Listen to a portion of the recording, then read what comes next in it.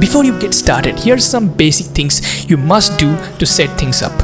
You need an accelerometer, of course, which is an ADXL345 module, and you need to connect it with an Arduino. Now for this project, you just need to hook up the SCL and SDA pins from the module with that of the Arduino along with the VCC and ground. That's it. After you're pretty much done, the code will handle everything. So you need to upload the code which is provided with this project into your Arduino. Now on your PC or laptop, open the game and you will be granted with the main menu where you can change some parameters. For starters, leave the first two as is. The functions are pretty much self-explanatory, but you need to look up through which port your Arduino is connected to your PC and set the correct port here on the main menu.